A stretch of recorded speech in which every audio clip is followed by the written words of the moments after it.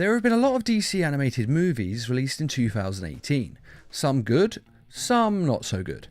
But with the end of the year coming soon, I decided to do a video on what DC animated movies were going to be released in the year 2019. So let's start with the one that we're all looking forward to the most, The Reign of the Supermen. Said to be released early on in 2019, this film is the sequel and second part to the Death of Superman film. Now obviously in the first film, Superman died, and since then Superboy, Steel, Cyborg Superman and the Eradicator have emerged on the scene, and all of them are currently trying to fill the shoes of Superman. Whilst Lois Lane tries to work out who they all are, and the love of her life has actually come back as one of these characters. What if one of them really is Clark, reborn? And for those of you who are unfamiliar with these characters, Superboy is a clone of Superman, with his real name being Connor Kent and his Kryptonian name being Kon-El.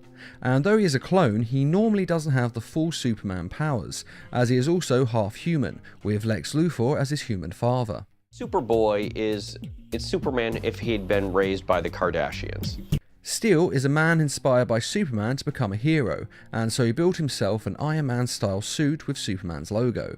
And his real name is Henry Irons, and he worked at Star Labs because he's a super genius. Dr. Irons is one of Star Labs' premier engineers.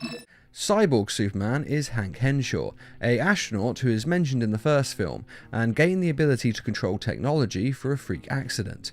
Though unfortunately his body was changed into a kind of ghost-like creature, and he essentially possesses a Superman robot that's almost as powerful as Superman is himself. Cyborg Superman is really the power of Superman. And finally we have the Eradicator, who is basically a Kryptonian computer who makes itself a body based on Superman's body. Though of course I have to say that's what these characters are usually like in the DC comics, but of course the Reign of Superman film may change their backstory slightly. I've got to say I'm actually most excited about this film out of the ones being released, as I'm looking forward to seeing 4 different types of Superman all in one film, plus the inevitable fight between them all when the real Superman returns from the dead. Next we have the Justice League vs the Fatal 5 movie, set to be released in the spring. Now the Fatal 5 are a supervillain team in the future, so this film could see the Justice League going forwards in time and joining the future heroes team, the Legion of Superheroes, and then together they fight the Fatal 5 then. Or the Fatal 5 could travel back in time to the modern day in order to change the past, and again have to fight the Justice League, who of course are going to try and stop them. Though we'll have to wait and see exactly what happens, and we'll also have to wait and see which villains they will be as well, though the original Fatal 5 members were Farrock, a small-time crook turned super genius, thanks to the cybernetic implants installed after a robbery job literally blows up in his face. The Emerald Empress, who wields the immensely powerful Emerald Eye of Ekron.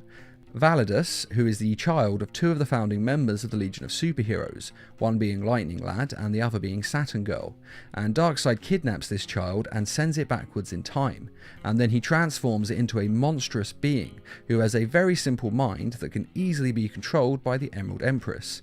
And this creature also has a Superman level of strength and has a sort of telepathic / electrical attack that shocks a person's mind and knocks pretty much anyone to the floor. There's also Mano, who has an antimatter touch and is considered to be one of the greatest murderers in the entire galaxy. And the Persuader, who wields an atomic axe capable of cutting through anything, even Superman's invulnerable flesh. Now these members could all feature in the film, but again bear in mind that the creators may make a few changes to the lineup. Next we have Batman Hush, which is set to be released in the summer of 2019. Now the Hush story is of course one of the most famous Batman comic stories, and he's also one of Batman's biggest villains, and one of the villains who hates Batman the most. And though the character has appeared in the Arkham game series and some of the LEGO Batman games, this is the first time that he's in a DC animated film. Now whether this film is set to be a New 52 movie or a DC original movie isn't quite clear, but since both Kevin Conroy and Mark Hamill have talked about being in the film as both Batman and the Joker respectively, it seems likely to be a DC original movie and separate to the New 52 movies. And next we have Wonder Woman Bloodlines, which has yet to have any details released at this time, except that it will be released in 2019 and most likely will be the last of the DC animated films released. Now it's actually taken a long time for Wonder Woman to get her own animated film. In fact, she hasn't had any solo animated films since 2009's Wonder Woman, which is her origin film, and it's actually pretty good, and I never really understood why it didn't get a sequel. Apparently it had slow sales to begin with, but it has to date made over $8 million, which actually makes it one of the more successful animated DC films. So it does seem a little weird that they've waited this long, but I suppose it's taken Gal Gadot's success in the live action films for Warner Bros. To feel confident in doing another one, but better late than never, I suppose. Now, not a lot of information has been made available about this film, as there isn't actually a Wonder Woman's comic book story entitled Bloodlines. But going by the title, it's likely about Wonder Woman's family and her heritage, so hopefully we'll get a good look at the Greek gods and at Paradise Island. And finally, we have the Lego Movie 2, and though this isn't a typical DC animated movie, it does feature Batman and other DC characters, so I thought I'd mention it. And this film is set for an initial release on the 8th of February 2019. And I'm not really going to go into many details about this because who doesn't know about the Lego movies at this point?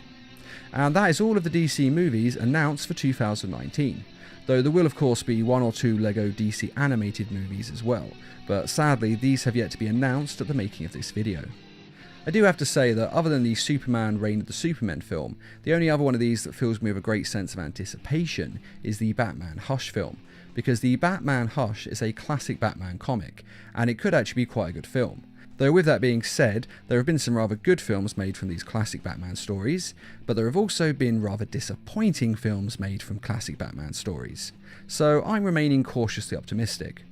But the best news about 2019 so far is that Warner Bros. Are releasing 4 films straight to DVD of DC animation, instead of the usual 3 that they release each year. Now, this could actually be a sign that they're going to start releasing more animated films each year, instead of the usual 3 that we get each year. And although there have actually been more than 3 films released in previous years, most of these are by other companies than Warner Bros. And it's only Warner Bros. That have kept up the DC original films and the New 52 films. So if they're actually increasing the amount of these they make each year, that could mean that more DC animated films are going to be made from here on.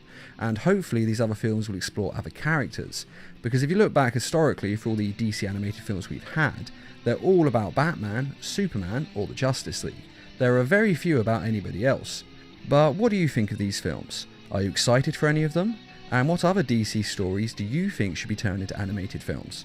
Be sure to let us know in the comments, and just like to say a quick thank you to those who made this video possible by donating to the Needle Mouse Productions page on Patreon. And as always, thanks for watching, and feel free to subscribe, share, like, and comment.